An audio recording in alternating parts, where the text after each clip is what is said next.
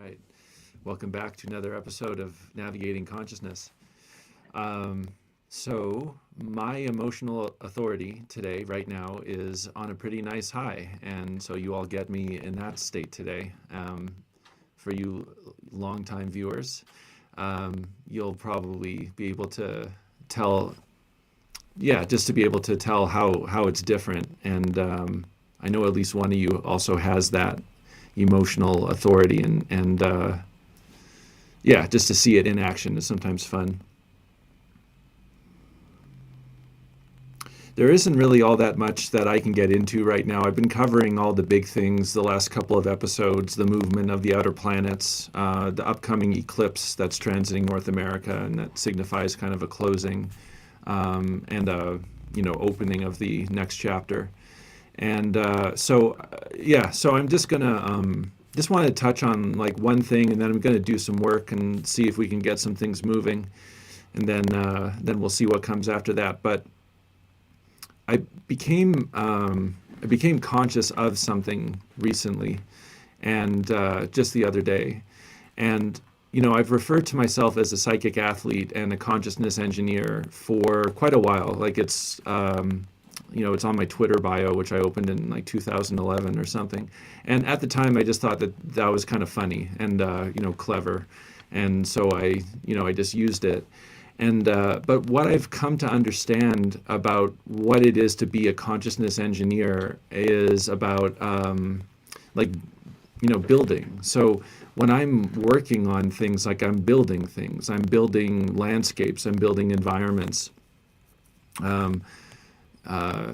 Opening, opening portals, doing all kinds of things. And I'm really kind of visualizing and sort of manifesting this landscape in which I can do this work. I learned how to do this in part through a program that was offered through the Body Talk system. It's called Mindscape. And I think the Monroe Institute also might offer something similar. But it's basically, yeah, like it teaches you how to build in your mind's eye, up to the point of, you know, like you can build a library, and you can look for certain books, right, that contain certain information that you might be looking for, and you can, in your mind's eye, in that library that you've constructed, open that book and get access to that knowledge, which I think is what people like Rudolf Steiner did, or who was the other dude, the sleeping prophet? I always forget his name. I think that's kind of how they operated. They were in their sort of mind palace, and were like accessing things in different rooms. My intuitive sense never worked like that quite. Like I never needed like the construct. One of my teachers, who was a very, very strong in his Capricorn, he really liked that. Like he really liked having like the solid foundation in his mind's eye, and I really just liked having kind of access to things when I needed them, and I didn't need them to be really fixed or permanent. That could also be about having an open G center, but I digress. So for those of you who are looking to, build on your, psychic capabilities, that's a good way to go about it. For those of you who have the 61st gate, especially, that's a really nice idea to have a container, for all that psychic awareness coming in. Somewhere to put it, somewhere to access it, somewhere that's familiar to your mind. And just the interesting thing, just to come back to it, is just that it's something I've always done, and I referred to myself as that, right, as a consciousness engineer, without really considering what that meant and how how to explain that. And now it came in, 13 years later. Better late than never, I guess. So, with all that being said, I'm going to use all my consciousness engineering skills and see what wants to present itself. And it's like right there. The exhaustion. Just how many people are very, very tired. just tired, exhausted. And I was talking about this last week, that we're in this sort of revolution, like we're in revolutionary energy, right? You can feel it, but the way that revolutions went in the past is not the way that this revolution is going, in part due to just the absence of vitality that most people have, and just like how much distraction has become a part of our life. It was interesting because I had a really, really good day, like I must say, like a really, really good day, um, down at the Sedona Photon Light, which, if any of you are thinking of coming down here, this is a place like you need to check out. It has this machine that, well, it has two. One is these wands that send out, I don't know exactly how it works. I think it's like this frequency of sound and light that runs through your hands or wherever you put it. You sit with those for like half an hour, and then you go into this photon sauna where you're not only bombarded with heat but with light. So I did both of those today, and I also did some exercise between, some pretty intense, like vigorous exercise, and that was it. It was like that set me up and in this space, and then just the flow that I've been in. When I picked up this new piece today, it's a shungite. Everybody watching, get some shungite. Like, it's really, really good stuff. Really protects against EMFs, and yeah, very, very effective in terms of keeping your energy clear of anything that might be interrupting or interfering with it. And actually, if anyone watching has bees, you can paint your beehive with shungite paint, and it will protect the hive from like cell phone radiation or cell.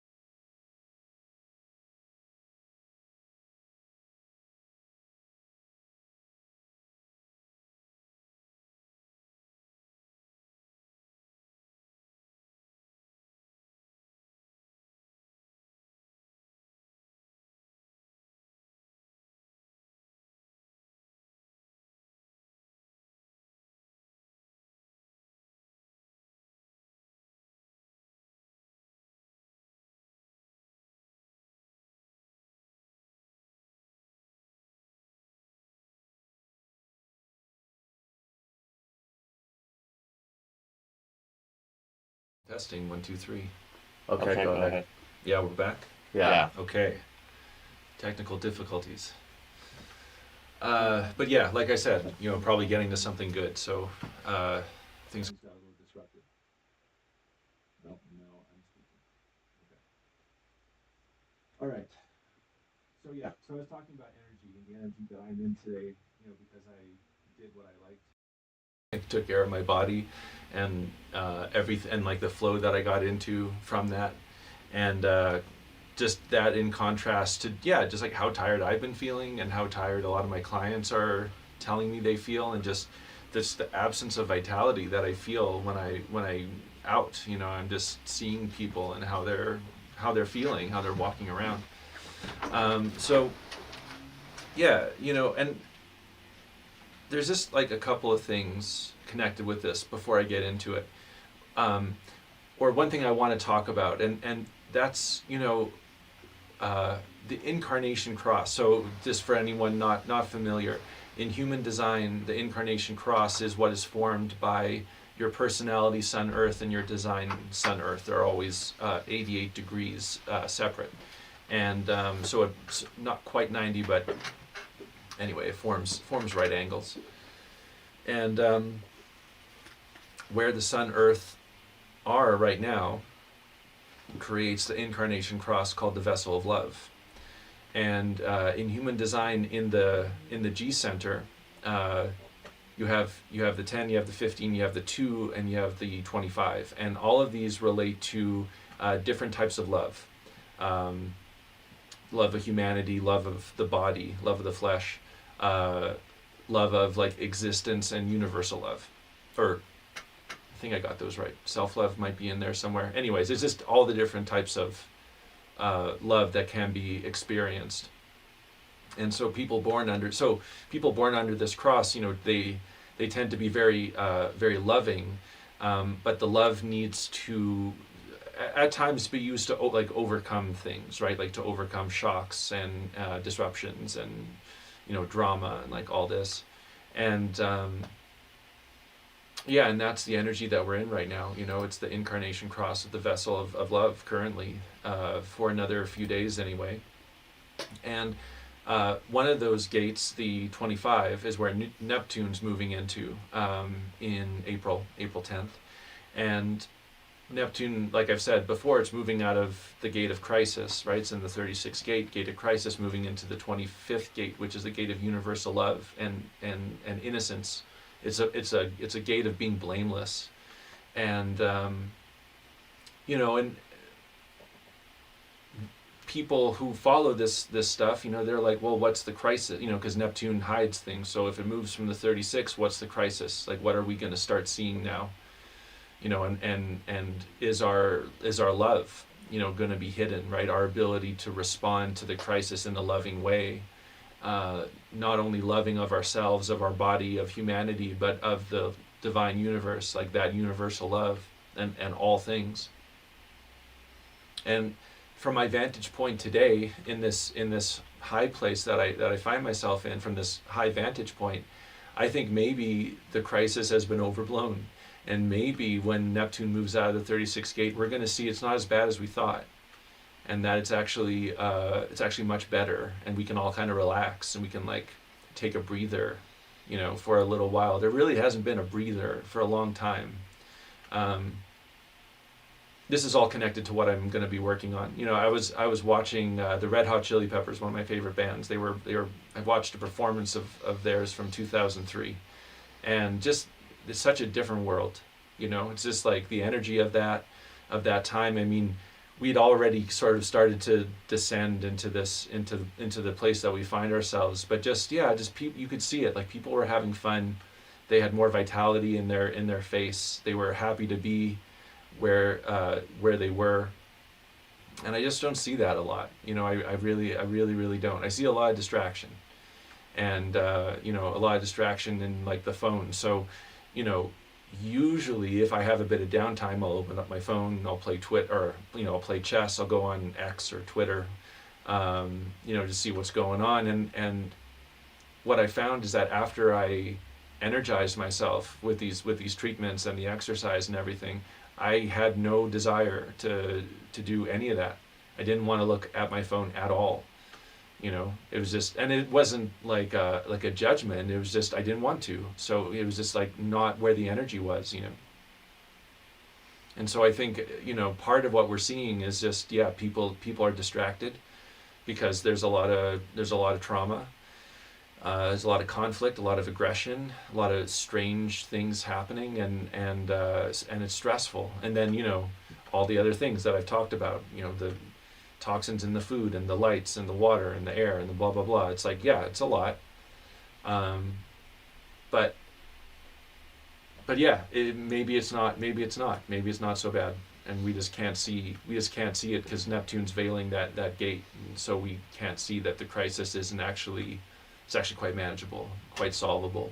I did this work for my client recently. She'd been hit by a shock. One of her parents is ill, and she was feeling really down about it. And then I worked on her, and she went for a run with her dog and immediately felt better. It's like very simple. It's very, very simple things.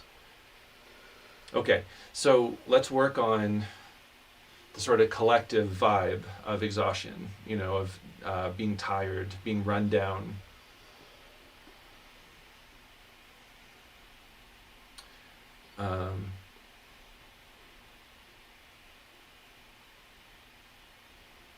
So there's something that, okay.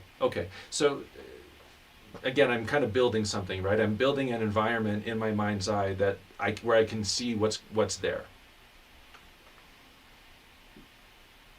One of the themes that has been very present in my work recently, and I've talked about this before, but not in this context. So, human design has this explanation for how we form, and our body is formed from our design crystal, and our mind is formed from our personality crystal.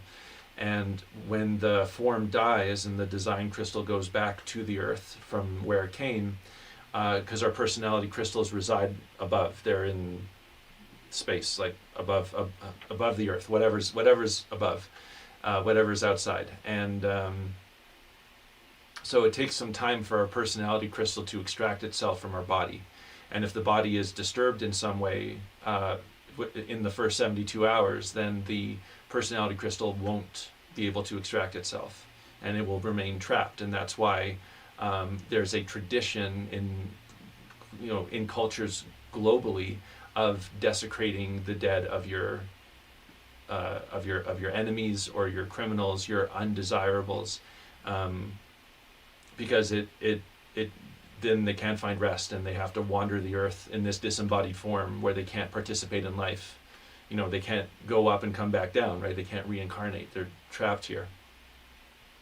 And and I've been clearing a lot of these out. And what I'm seeing is, though, that some of them, because they've been here for such a long time, thousands of years, in some cases, they've gotten very good at being in many different, so one of these being in many different people at the same time, through the, whatever you want to call it, through the laws of quantum mechanics, right? They achieve superposition. They can be in multiple places at the same time, and like none of them, right? So they're everywhere and nowhere, and then because they're in the superposition, they're also achieving quantum entanglement, where everything just moves together. Everything immediately harmonizes with everything else, right? And it's not about communication. It's just that's how like quantum particles work, right? When you split a particle and you send it far from its other half, you can adjust the spin of one, and the other half will immediately adjust to harmonize, because as far as it's concerned, it's still one particle because it's in superposition. Okay, so so one of these fragmented personality crystals, one of these disturbed souls, basically, that can't be in form, and what these things are wanting is self-destruction, right? They want out. They want off this thing, and they don't know how to do it, right?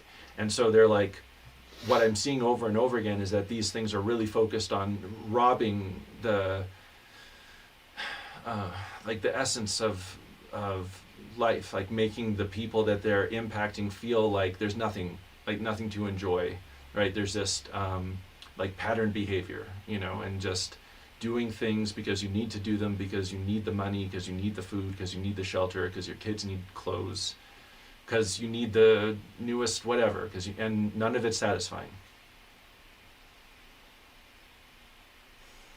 And yeah, and just everything, right? Just darkening the light. They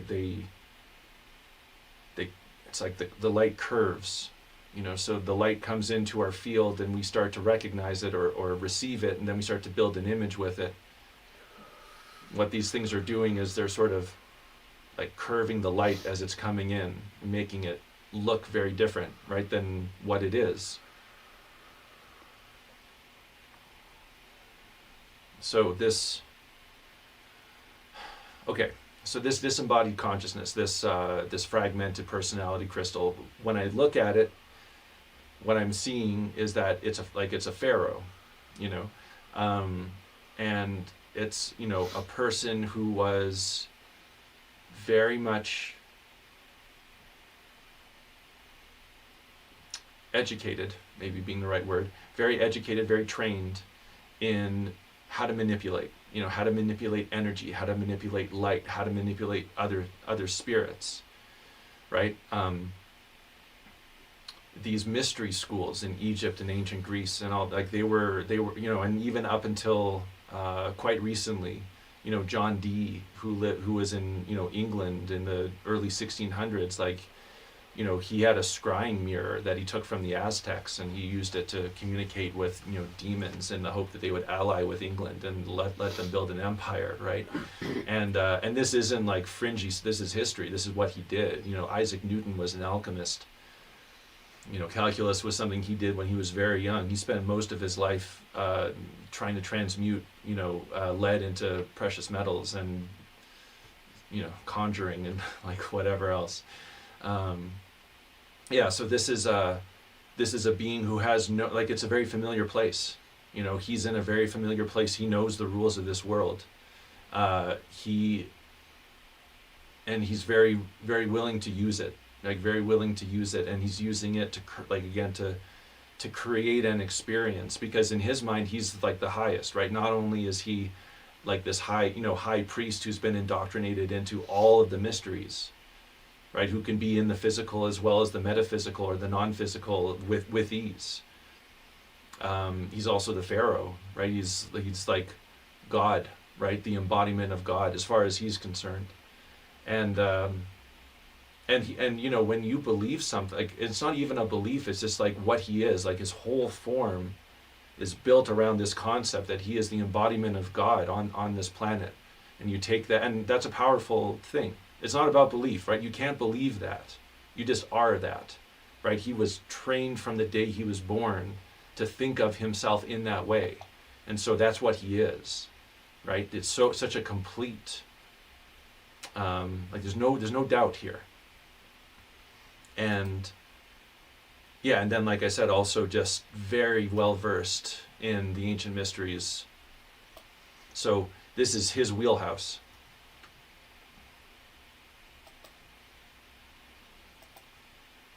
And so as a result, he's tapped into a lot of people, not everybody, but enough people. It's an interesting analogy. Our circulatory system is kind of everywhere and nowhere, right? Like it takes up it weighs almost nothing, but no cell in our body is more than 2 cells away from a blood vessel, and we have 60 trillion cells. This is kind of what he does. So it's like he's connected with so many people that there's enough, like, even if you're not part of this thing, you know someone who is, or you know someone who knows someone. Like, it's not that far removed, and we can all be affected by it and the actions of this very large cohort. And that, like I said, it's they're basically operating as like one particle, right? They're all moving in unison, all together at the same time, without having to think about it. It's just what they are. Like the flocks of birds, right, that just turn all at this, or the schools of fishes, right, that turn at the same time. They're not communicating anything, right? They're one organism, essentially. there's a concept, little aside, there's a concept in human design called the penta.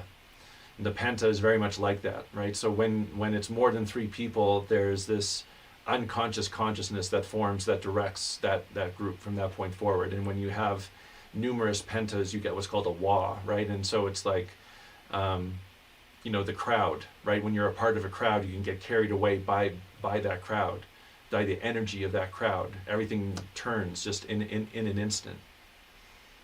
And this is that, right? It's like the wa. It's like multiple pentas, just everyone vibing the same thing at the same time and acting in unison, and it's unbreakable. Like no one who's a part of this can be an individual. It's just impossible, right? This being is just too powerful, too aware, but also very, but he's looking for a way out. So I'm just going to give it to him. Like, yeah, you can go. He doesn't need to be here.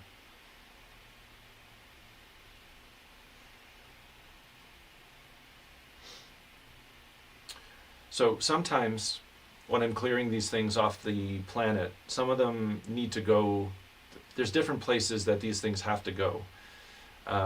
This one is needing to be taken somewhere else. So sometimes the earth wants it, and it goes down into the earth to be disassembled there.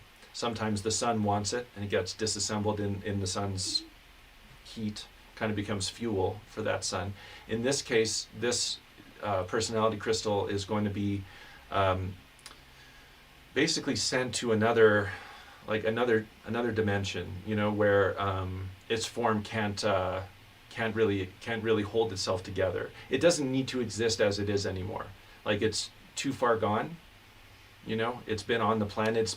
Hasn't been in a body in a really long time. And when it, okay, thank you. Yeah, sorry, I'm just getting a, yes, I can. I'll get right to that as soon as I'm done with this.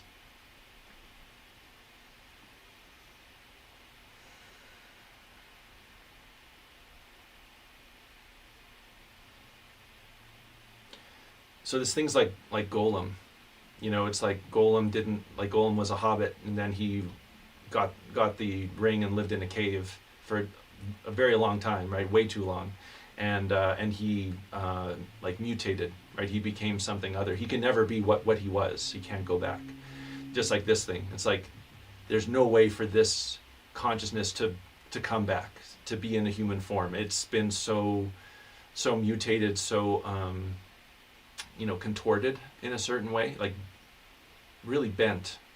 So so we're just going to take it somewhere where it can just disassemble and just sort of return, like it just break into its most elementary particles and just go back into the giant flow, whatever.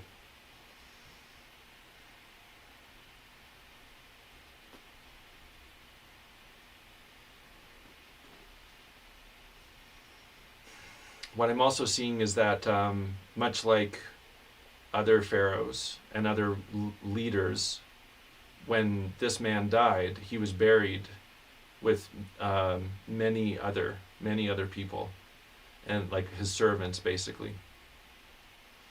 And I don't know why this happened, because the ancient Egyptians had a very clear understanding of how long the body had to rest and how to prepare it, how to take care of it, so that the soul could kind of extract itself. It's not about the preservation, but yeah, something happened. Maybe, yeah, I'm just sort of getting like there was his death wasn't natural. Like he was murdered, and it was poison, and so like the poison remained in his body, and kind of, even though everything was like kosher, the decay, it was like something messed with the decay of his body, like made it happen too fast. A process that should have taken a few days happened in a matter of hours or something, and so he couldn't get himself out in time. And so yeah, so as this being is getting removed from the planet and taken to a place dimensionally speaking, where he can't exist anymore. There's just a number of other, like he has like a what are these called? Coteries, right? It's like a whole, there's a whole army of servants, hundreds and hundreds of people who have been with him, and just kind of through magic essentially have to go where he is. Like they're bound to him, right? Because they serve him in the afterlife. And so they're all doing the same thing. They're not as good at it as he is, so their reach isn't as far, but it's a lot. It's a lot of folks. A lot of folks being worn out, by what these beings are creating.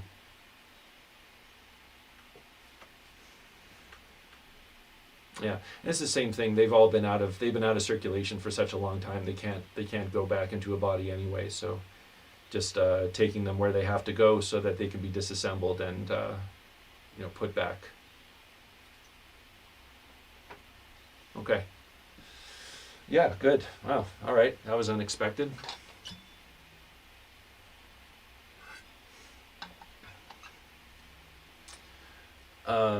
So, okay, is that Neptune? Like Neptune now? N-E-P-T?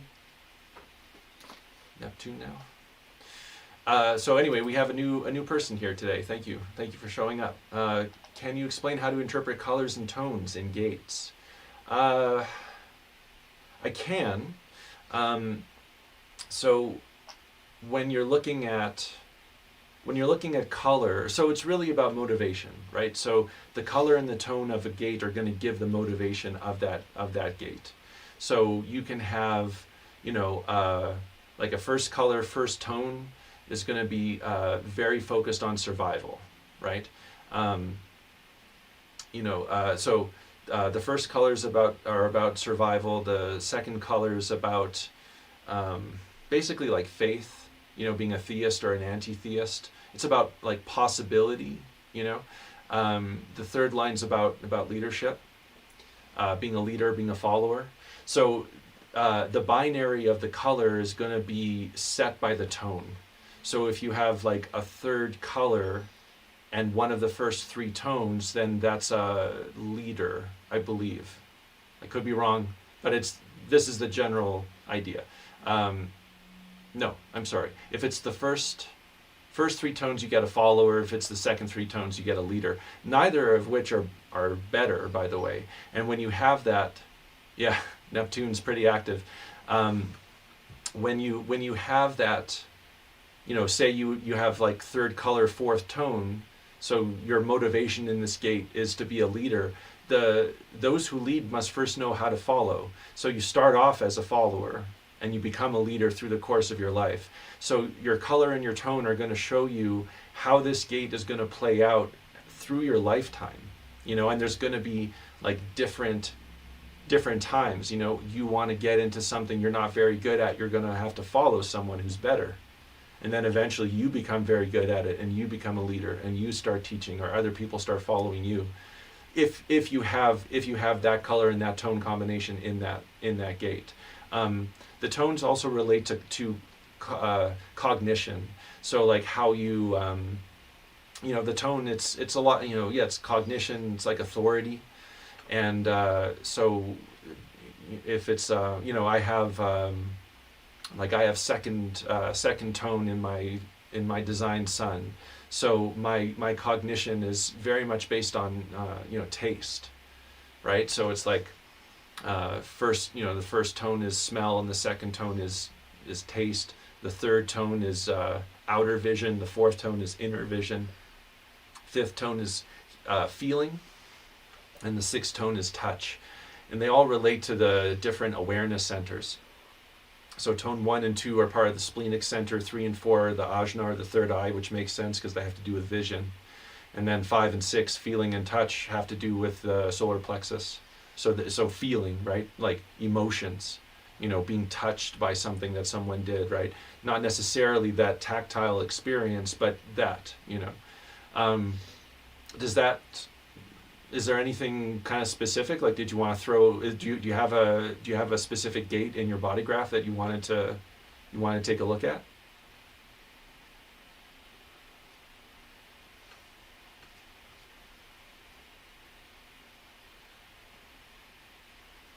There's always a bit of a delay, so I'm just going to pull up my human design stuff while I'm waiting.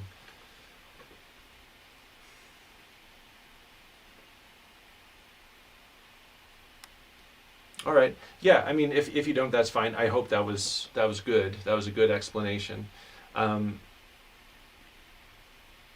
If unless anyone else has any other questions or wants me to do, anyone wants any work done, I can move some things for you. I have the energy for it today for sure. So please don't hesitate. Or again, anyone has any questions about their body graph, about human design in general, shout it out. I'll give you all a couple of minutes, and if not, then we'll stop here for today.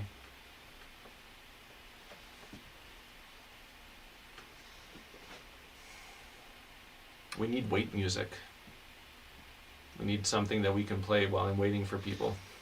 Something to play? Yeah, well, we don't need it right now. I'm just saying for next time.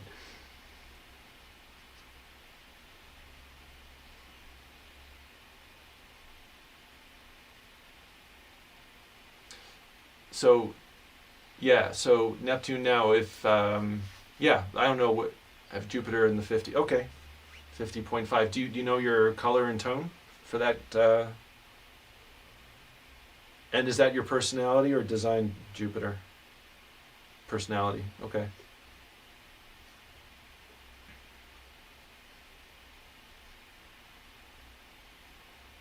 And yeah, color and tone, if you have, and 18.6 is design. Okay, and if you can give me color and tone, that would be helpful. Unless you just want my take on what that means for you.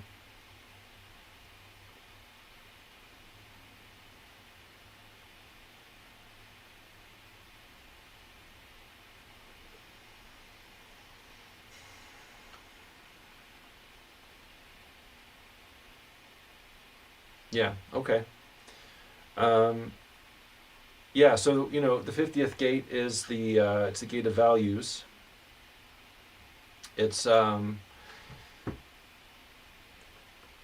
about, so it's the 50 and the 27 forms the channel of nurturing or nourishment. So it's basically like how the tribe is cared for.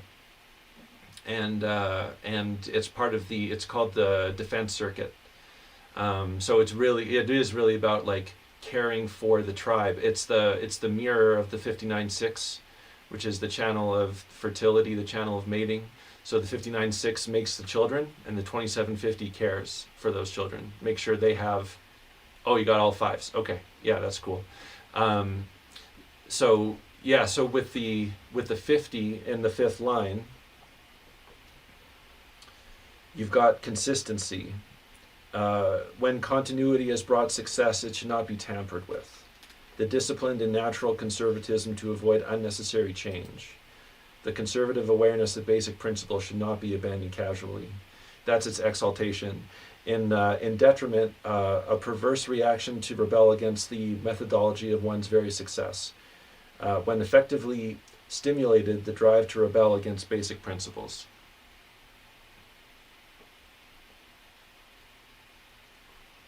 Okay, so basically, it's like with Jupiter, what you're looking at is, Jupiter is your gift. And the fifth line of any gate's like the answer, right? The first line is the sort of question or like the foundation. This is what this gate is. The fifth line is, this is how we do it, right? This is how we carry it out. So having Jupiter in the 50th gate, there's going to be a tendency towards conservatism, right? Like seeing what has worked and applying it to your present, or to how to take care of people, because people have known how to take care of people for a very long time, and people's needs haven't really shifted all that much. That's one way that it can go. The other way it can go, and neither are wrong, right? Neither are wrong.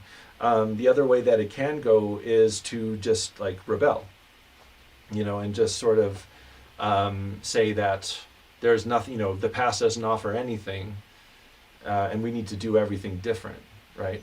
So I don't know where you find yourself on that spectrum. I'm just going to make sure before I talk about the color and the tone that I have this correct.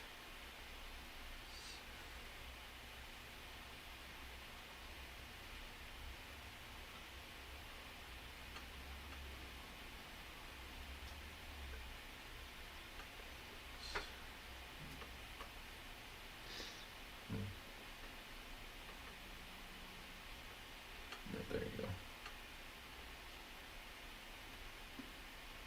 Yeah. So when you have a fifth line in general, people are going to project on you, and you have the capacity to project onto them as well. So when you got the fifth line, the fifth color, the fifth tone, it's a lot about that. How you change people, how people change you. And with the fifth color and the fifth tone, it is a lot about how people change you. So with Jupiter and the 50.5, what you're looking at is really like, you're going to want to rebel. You're going to want to break out and do your own thing and take care of people in the way that you think you know best. And especially because this is personality. So you think that you know best, when it comes to taking care of folks. And you do. But you don't have to remake the wheel, right? It's just like, what's worked before will work again. And even though you have a very independent spirit and you want to try new things, when it comes to taking care of others, nourishing the children, then you are going to have to let yourself be conditioned. You're going to have to let yourself change and basically go against what basically as a gift. When it comes to taking care of people. And conservative doesn't mean that you would want to go to like Western medicine, right? Like quite the opposite. Some of it might be necessary. I had a tremendous experience with a pharmaceutical parasite cleanse. Sometimes it's good. But like going back to tradition, going back to whole foods and herbs and things that have worked and kept people alive and healthy for a very, very, very, very long time.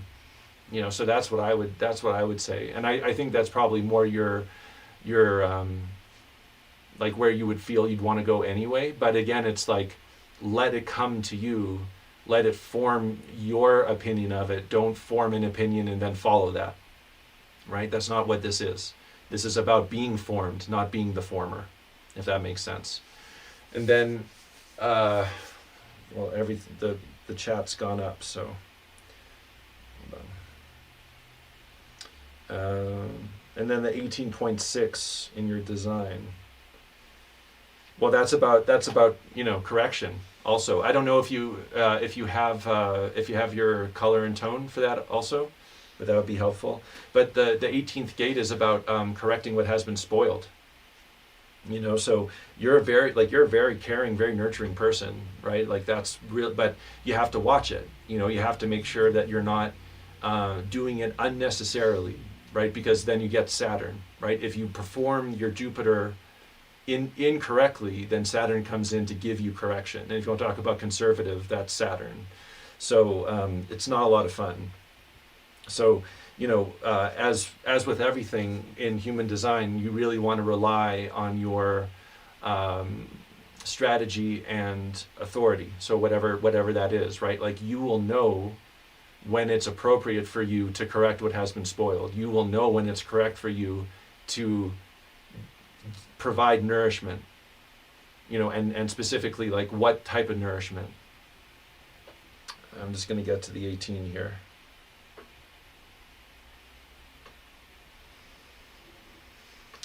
The vigilance and determination to uphold and defend basic and fundamental human rights. The perfected form. This is the 6th line. the Buddha state of the eternal child and the energy to find new horizons to avoid stasis, the potential of the perfected form through correction. That's an exaltation. In detriment, the mundane application of the above, the ability to tap public opinion and share methodology, the potential to share the values of the correction with others. So that's pretty nice. 364. 48, pardon me. Okay, got it. That's too bad. Those things work very well together. Oh yeah, okay, so the 48's a gate of depth, so that's cool. So you're very splenic, you're very, very splenic. Both of the Jupiter's and splenic gates, so very, very instinctual, still very much focused on survival. The 18's in the spleen also. So the 48's the gate of depth, so still works. It's part of the channel of talent. So the 16 carries the skill and the 48 carries the depth. So I don't know if you have the 16, but if you have the 48, that is, you can go deep into things. Third line, incommunicado. Symbolized by the no moon phase, where the potential of light is unrecognized, unavailable, and unknowable. The redeeming value is in the transference of such a stage which can give strength to those afflicted, where the development of taste and depth is a long-term process. That's exaltation. So the profound anxiety when profound intelligence is forgotten in the wilderness, the tendency in the long-term process to the in brackets development of taste and depth to anxiety. So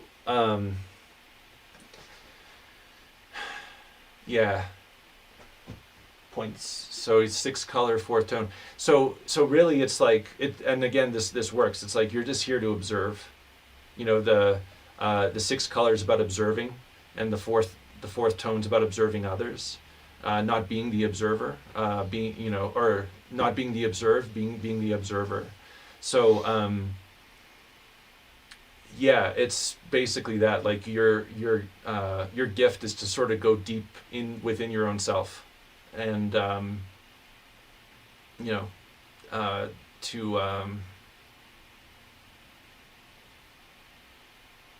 mean it's a mystery though, right? Because there's like no light per se. It's very hard to see why you're doing it, and so it might appear that's cool. So you have the channel of talent. That's right on. But again, it's like it might take a long time for that talent to like develop. It might take a long time for that to be seen.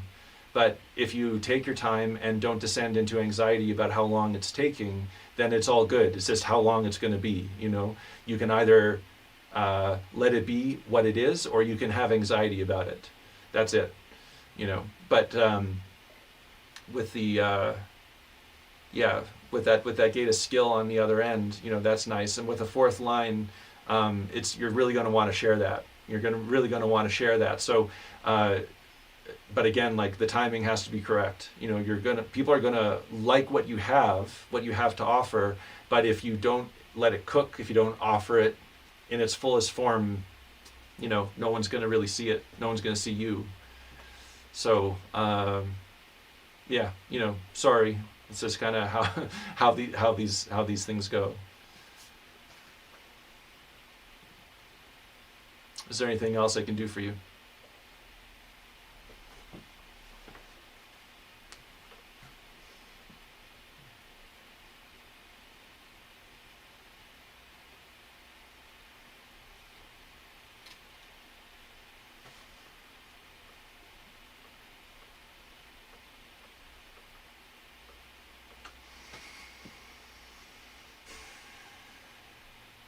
All right, well,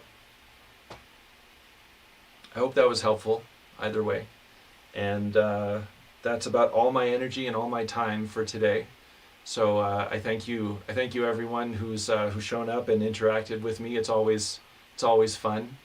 And again, so you have the 5th color, 5th tone, so it's the same, right? Like you have to let yourself be changed. You have to let yourself be what others need. You know, and whenever we have that fifth color coming in, that's always part of it. And it's really important to know that, right? Especially when we're talking about your personality earth, because that's what you're grounded in. You know, whatever your sun is, it's grounded into the earth. So the skill that your sun is grounded in, right, requires a whole lot of energy from other people in order to, and time, you know, in order to like be made manifest. And you have to let yourself be changed by it. You know, you're really obviously here, like you've came in. Oh, thank you very much. You have come in a form which I'm sure, you know, has you feeling like this isn't what you should be doing.